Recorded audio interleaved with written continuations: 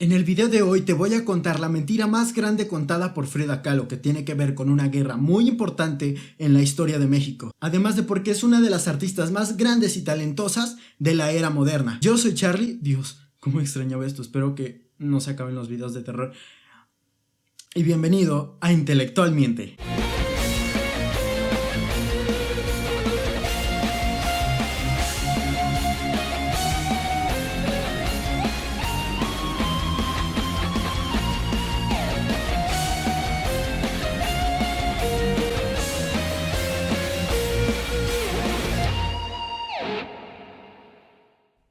Vamos a ponernos un poco en contexto porque Frida llega a la vida en un momento en que su país, mi país, se encuentra en un sangriento renacer. Corrían los inicios del siglo XX y México se preparaba para celebrar los primeros 100 años de su independencia de la madre España, pues habían vivido una guerra en 1810, donde básicamente se sobrepusieron sobre los españoles y dejaron de ser Nueva España para convertirse en México. Pero la cosa no termina ahí. Pues a pesar de ahora ser un país libre y soberano, nunca lo fue del todo. Pues el presidente Porfirio Díaz estuvo religiéndose durante 31 años para no dejar el poder. Este gobierno realmente fue muy sufrido por los mexicanos, pues vivían en represión y una democracia falsa dictatorial en donde los mexicanos no tenían nada de opinión, sino que Díaz, el presidente y sus compadres estaban aferrados al poder. Y era quienes veían por el futuro del país. Definitivamente México sufrió mucho, pero un hombre, Francisco I. Madero, inició un partido político llamado Partido Antirreeleccionista para enfrentarse ante la injusticia que Porfirio Díaz había implantado en el país. Así que comenzaron las elecciones y todas las personas cansadas de lo que Porfirio Díaz hacía con el gobierno votaron a favor de Francisco I. Madero. Esto levantó las esperanzas del país, pero en lugar de ser libres de nuevo y hacer que su voz sea escuchada, encarcelaron a Francisco I. Madero y este tuvo que escaparse de México a Estados Unidos y en San Antonio comenzó el Plan de San Luis, con lo que derrocarían a Porfirio Díaz y la libertad y la democracia serían de nuevo los valores de este buque de guerra y Titanic del mundo llamado México. A esto se le llamó la Revolución Mexicana.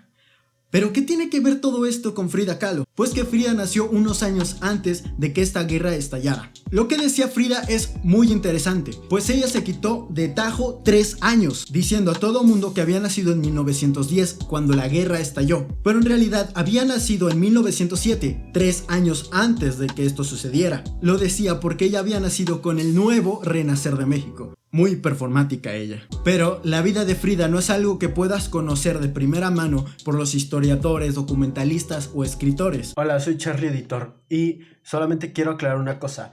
La historia de Frida Kahlo sí la puedes conocer a través de historiadores, escritores y documentalistas. De hecho, es estúpido pensar que no puedes hacerlo, porque así lo aprendí yo y así lo estás aprendiendo tú. Tal vez espero que lo estés aprendiendo a través de mí. La cosa es que la magia de conocer las historias de Frida Kahlo son las pinturas. Y es que las pinturas cuentan su vida. Y es lo que voy a hablar ahorita. Así que, gracias. Se terminó el disclaimer, continuamos. De hecho, ella cuenta su vida por sí misma con los retratos que hizo, con historias de su pasado, presente y, aunque no lo creas, futuro. Ella se pintaba a sí misma en una gama extensa de autorretratos catárticos que contaban su situación, los sueños que tenía y cómo vivía. El trabajo de Frida, muchas veces fantástico y otros sangrientos, fue catalogado como surrealista. El surrealismo fue un movimiento literario y artístico de origen francés que se caracteriza por la expresión del pensamiento de modo espontáneo y automático, regulado solamente por los impulsos subconscientes, haciendo caso omiso de la lógica y la negación de las normas establecidas de orden moral y social. El surrealismo propone la valorización de la fantasía, la locura y la utilización de la reacción automática. En esa perspectiva, el artista puede dejarse llevar por el impulso, registrando todo lo que le venga en la mente sin preocuparse por la lógica. En alguna ocasión ella comentó que ella no sabía lo que era el surrealismo y tampoco que ella lo hacía, hasta que André Breton vino a México y se lo dijo. André Breton fue un poeta, ensayista y teórico del surrealismo. De hecho, fue uno de los grandes exponentes de esta rama de la pintura. Y si quieres saber cómo es que se ve el surrealismo, simplemente hay que ver sus pinturas.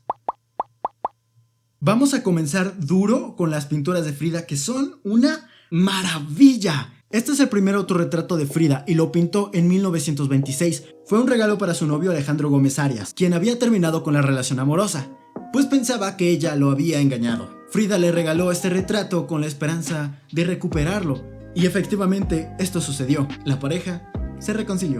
En esta pintura Kahlo está parada con confianza, sosteniendo un ramo de flores y curiosamente una carta para su pareja de ese momento, que era Trotsky.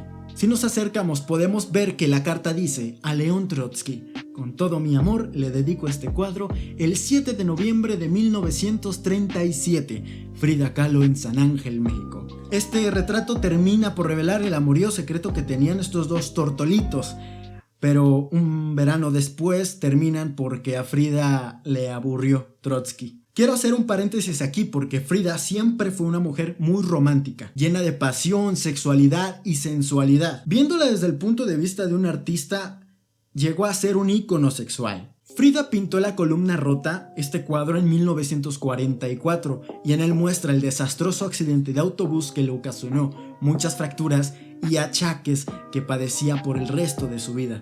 Hola, soy Charlie, editor de nuevo, y quiero pedirles una disculpa por censurar las pinturas de Frida Kahlo, pero es que YouTube es muy delicado y es muy niñino, creo que me afecte en un futuro esto, así que los voy a censurar porque hay muchos senos y hay muchas sugerencias sexuales, así que pues eso, continuamos. En esta pintura ella se ve con lágrimas en los ojos y sobre un fondo árido y desolado. Esta obra es un grito desesperado de dolor. Este doble retrato lo pintó en 1944 y refleja muchos años de matrimonio que tuvo con este famoso pintor. Era muralista. Las fechas marcan los años de matrimonio, salvo el periodo del 39 al 40 que estuvieron separados. La relación de los esposos es reiterada con la luna y el sol y la concha, y esta especie de concha que parece más bien una almohada, no sé.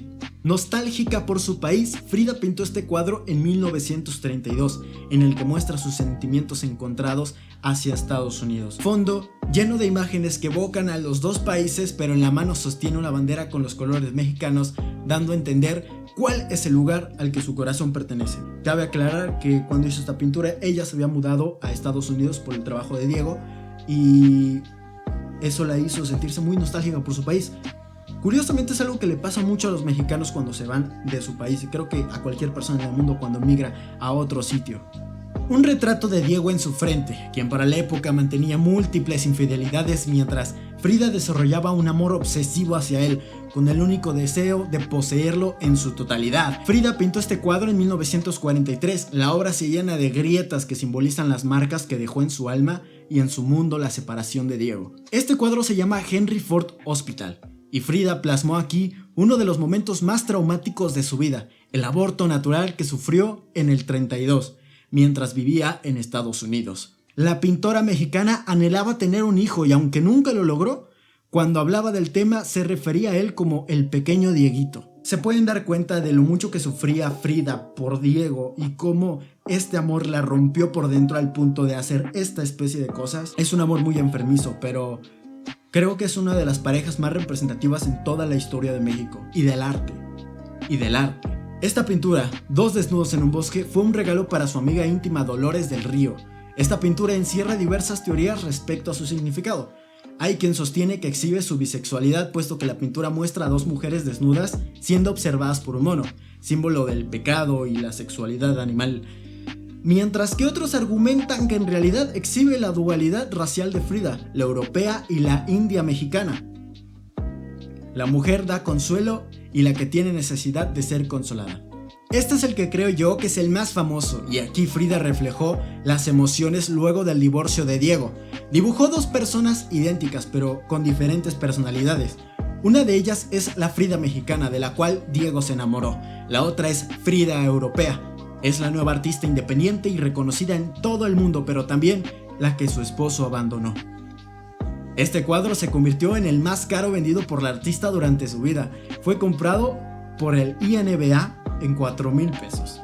Y bueno, hasta aquí el video de hoy. Creo que podemos conocer mucho de la vida y obra de esta artista conociendo la historia detrás de sus pinturas. y nos faltaron muchísimas pinturas porque ella pintó a lo largo de toda su vida. Así que si te gustó el video, deja tu like y compártelo con otras personas para que podamos conocer más sobre esta gran artista. Sígueme en mis redes sociales como @charlie_minimal en Twitter. Yo soy Charlie y esto fue Intelectualmente.